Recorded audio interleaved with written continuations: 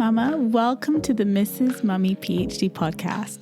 I am your host, Dr. Michelle Gibbs, and this podcast exists to help scholarly mamas like you to achieve your life and academic goals without sacrificing what matters most. Here, we're changing the overwhelm, juggle, struggle narrative around what it means to be a mama on an academic journey to one of empowerment, fulfillment, and purposeful success. So how do we successfully navigate these journeys? Well, first, we need the space to embrace this unique blend. Let's begin by saying yes to creating a life that feels as good on the inside as it looks on the outside, because that's when we truly become purposefully whole. So get ready for the most non-traditional, unconventional, and revolutionary approach to PhD motherhood, because one thing I have learned over my many years of experience on this journey is that if you want something different, you have to do something different. But you must be brave enough to think differently first. So, Mama, are you in? Fabulous! Let's begin. These are our journeys of becoming. Hey Mama, welcome back to the podcast. I hope you've been well. I have been enjoying the beautiful spring weather. For those of you who've been here for a minute, you know I love spring. It's one of my favorite seasons. And recently I was able to go out and just have a manicure and pedicure with one of my closest friends. And it just reminds me of the importance of self-care, but also connection with people that we love and that we care about, and making time for that, making intentional time for that. And I hope that whatever season of PhD motherhood you're in, that you can find some time. It doesn't have to be elaborate, it doesn't have to be expensive, to just look after yourself, to just connect with the people that you love. And, you know, I'm just so grateful that I've been able to do that. I'm also so grateful for the opportunity to be able to spend some time with my husband. This is what I'm talking about when I say to be intentional. We have created schedules that allow us to spend quality time together 1 day a week where the kids are in school and we are able to just work on things that we're working on together, but also just spend that quality time together without the kids and to just have the opportunity to connect. So I really think that the quality of your journey really comes down to the decision to be intentional. That's a decision that we get to decide. We get to create a journey, a scholarly mama journey by design and not default. And I know there are lots of sacrifices to be made. There are lots of sacrifices that I personally make to be able to enjoy the things that I enjoy. But I think that, you know, by being intentional, I'm able to really create a life that feels as good on the inside as it looks on the outside. And I think that those sacrifices for me are nothing compared to the reward of having that scholarly joy, right? And enjoying the fruits of purposeful success. So yeah, I just wanted to kind of encourage you that whatever season you're in, to be intentional about it. Yes, it's not going to be perfect. Yes, there are going to be sacrifices to be made, but make sure that your scholarly journey is one that you absolutely love and you're not just falling into this path by default, but you are living a life of intention and purpose. Also, if this is your first time tuning in, thank you so much for being here. Just so you know, we've got a free community called Scholarly Mamas. If you head over to scholarlymamas.com, you can join our free community.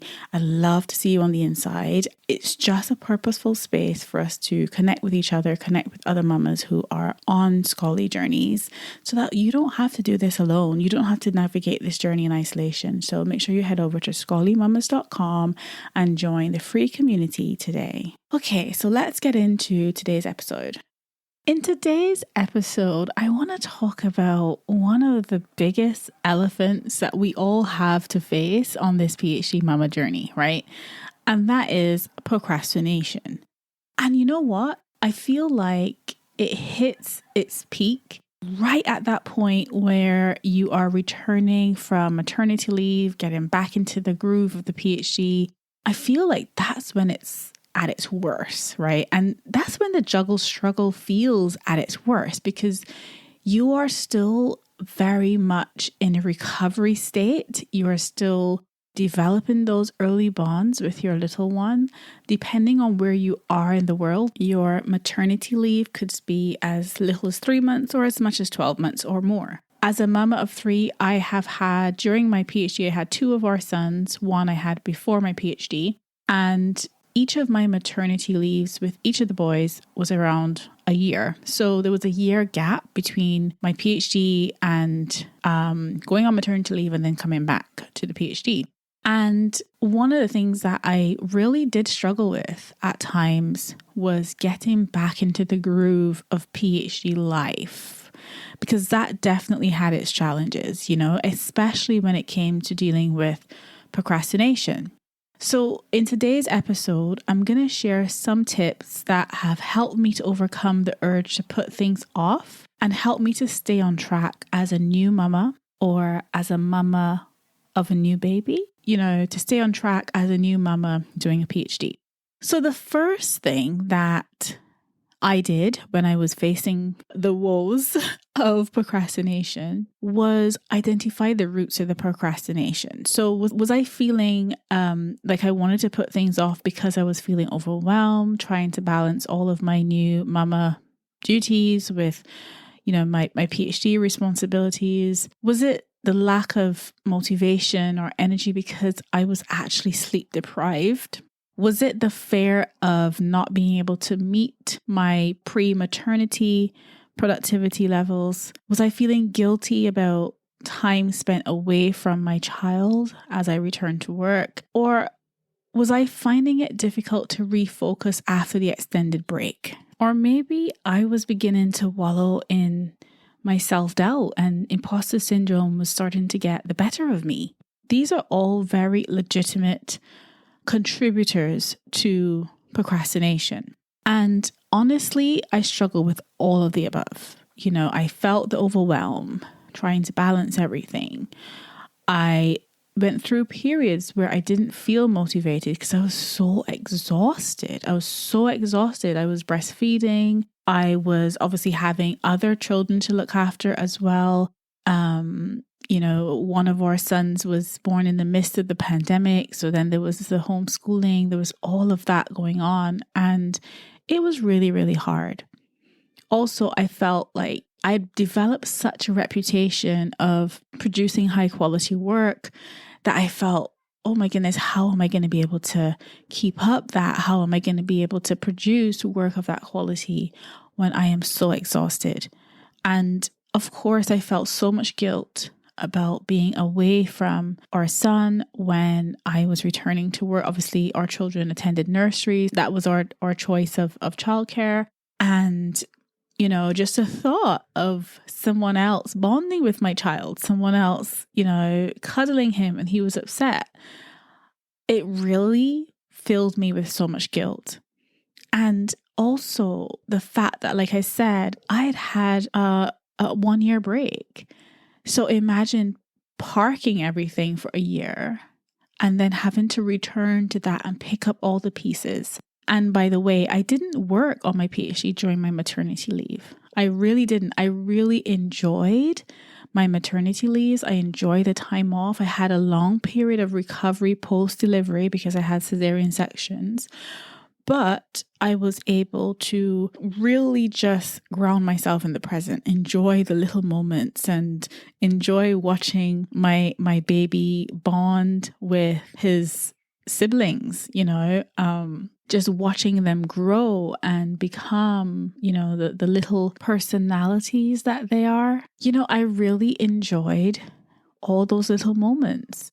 I especially loved doing baby groups and other things. Unfortunately, I couldn't do this with our youngest because that was during COVID. And of course, we couldn't do any of those things at that time.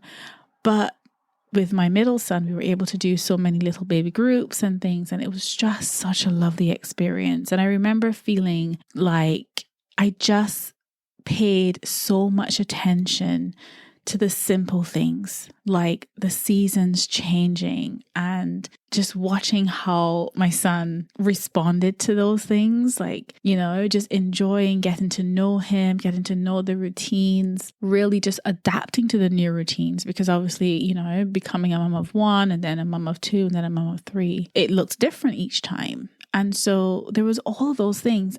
And then there was the self-doubt, the imposter syndrome, right? Feeling like you don't even belong there anymore. You don't even belong on the PhD anymore, right? Those thoughts do creep in. Can you do this?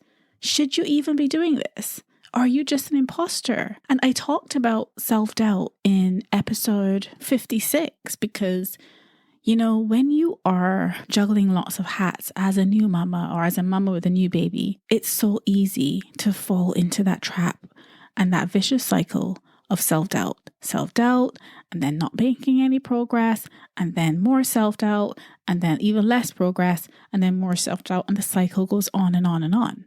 So if you want to know more about how I manage self-doubt, please do check out episode 56. It's called Breaking the Self-Doubt Cycle, Practical Strategies for Scholarly Mamas. So once you finish listening to this episode, hop on over to episode 56. So, procrastination sometimes, I find, this is just my experience, I find that when I feel like a task is going to be really difficult and there is going to be a pain, a discomfort, associated with doing that task, is when I will put it off. So if something feels really unachievable, unattainable, I don't want to face it because I don't want to experience that feeling of not being able to get it done. And so I think when you are on a PhD journey and the work is so intense and there's so much to do, there's so many deadlines, there's so many of those things coming back to that after a period of immense transition, physical transition, emotional transition, mental transition,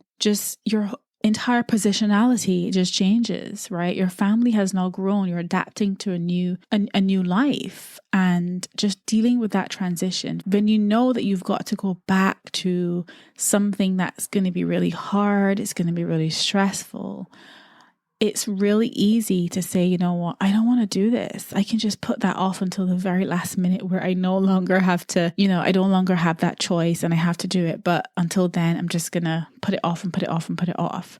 So what are some of the strategies that I use to help me overcome that procrastination? So the first thing is to start small. You cannot go from zero to hero, right? Remember, you're dealing with a huge transition here. So start small. Don't jump right back in at 100%. Instead, set modest, achievable, daily, weekly goals at first. Take baby steps as you give yourself the grace to readjust, readapt, and settle into the new routine. Of course, we know that once you go back to work and the little one is in some kind of daycare or nursery or whatever, and they're interacting with the world in a much more tangible way, they will bring home the bugs. There were times when I felt like I was literally sick for months and months on end, because every time I would, recover from something, my son will bring something else home and then we're all sick again. And when you've got other kids in the house, everybody's sick. And it's just this vicious cycle of sickness after sickness after sickness. And the expectation that we are supposed to perform at this high standard through all of that is just unbelievable, because honestly, I don't know how I got through those long periods of sickness. I remember each of the boys having conjunctivitis, chicken pox, hand, foot and mouth, all these things like back to back to back. And obviously the colds and the flus, it was a constant runny nose. It was relentless. And what I really had to remind myself during those times was, Michelle, this is going to pass. This is not forever. This is temporary. It won't always be like this. Just try and give yourself grace. And so again, starting small, trying to give yourself the grace. Don't jump back in at 100%. Maybe you can start back. Maybe you can negotiate with your supervisor to have a gradual return rather than just kind of, nothing to everything. Maybe have a gradual return. Maybe if you are full-time, maybe you can return part-time and then gradually work up to full-time, but just really giving yourself the grace, because that's a really difficult period to navigate. And being kind to yourself in those moments is the best thing you can do to get through this period, to navigate this period, because that will allow you to begin to get back into the flow of things so that procrastination is no longer leading the way, but you're actually making progress. You're actually getting back on the saddle and getting closer and closer to your goals. The second thing that helped me in terms of overcoming the procrastination was to get really clear on my priorities and my plan. So making a prioritized to-do list and time blocking your calendar allows you to check things off, and that gives you the motivation because you're building some momentum, right? So that allows you to keep going, to gradually build back up your productivity. Prioritizing and planning can help you do that. The third thing was focusing on one thing at a time. Oh, this is the hardest thing because when you are juggling lots of hats, it's very tempting to just want to multitask, want to focus on everything at once. And it just doesn't allow you to make your highest contribution in any of those areas. And so really isolating your tasks, trying to align those with the correct level of energy and motivation and productivity. So by that, I mean, when you are at your highest peak in terms of productivity, that's when you do the more difficult tasks. So if you're a morning person, you try and see if there's a way you can get your hardest work done in the morning. The tasks you don't want to do, the things that you're putting off, that you're procrastinating on, put those in your morning time block, right? The things that are require a bit less brain power, you can put those for later on in the day if you are a morning person. Obviously, the reverse is true as well. If you're more of a night owl, then you come alive in the night, you can work at your peak productivity then. Put your heaviest tasks for that time period so that you're able to reduce the barrier to taking action, right? And then it allows you to give your tasks your full attention. So turning off distractions, really just allowing yourself to have some focused time will allow you to get tasks done, and that will help you to build some motivation so that you reduce the temptation to procrastinate. The fourth thing I did was to take breaks. Periodically step away and recharge, because don't forget, you're coming from a state of, while you're on maternity leave, probably not being in much of a routine. If you have older kids, you probably are still operating in some kind of routine. So even when I was nursing a newborn baby, we still had, school, we still had to get the other boys sorted. And so there was still some kind of routine. We weren't having pajama days or anything. But if this is your first baby, you may be coming back from a period of where you've actually had very little structure in your day. And so, maybe the day's been focused completely around baby's routine. So when you are returning to your PhD, you want to build in some structure. And as part of that structure, it's building in your breaks, periodically taking a break, going for a walk, doing breathing exercises, getting some fresh air to help you get back into your natural state of flow. And once you get back into that state of flow, believe me, mama, it's a wrap, because you're able to operate from a state of flow and ease and not a state of overwhelm and frustration and disillusionment. Honestly, mama, this is such a game changer. The fifth thing I did was to not be too hard on myself. Honestly, you are dealing with a major life change. Not only did you just have a whole baby, right?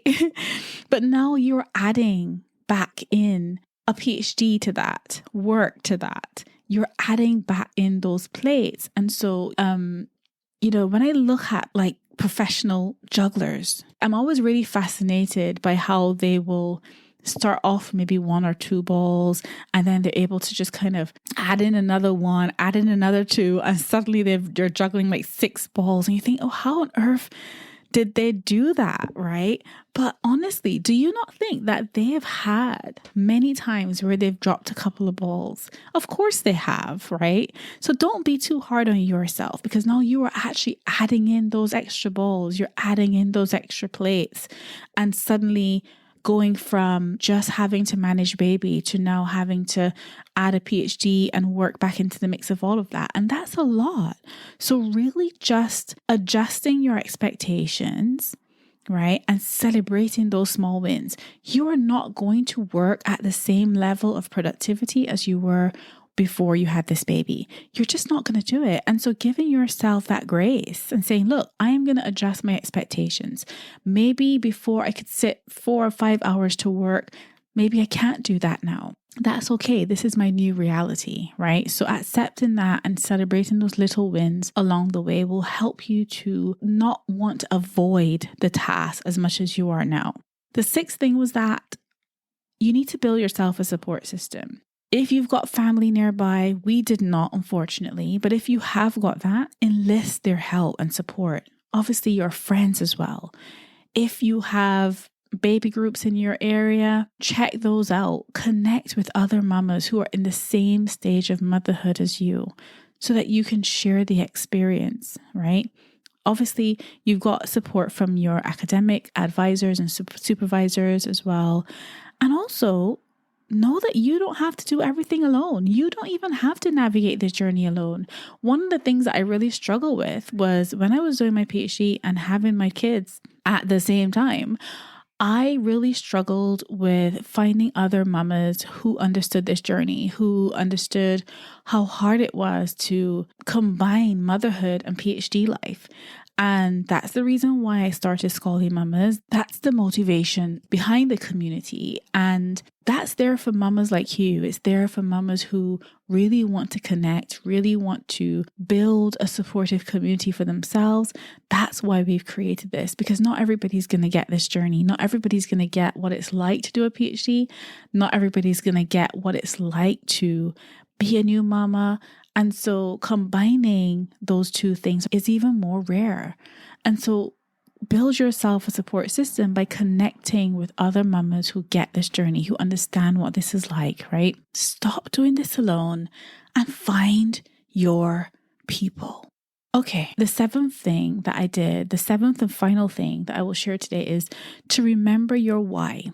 Why are you on this journey? I remember every single time I felt like, oh, I don't want to face this PhD. I really am so sick of it now.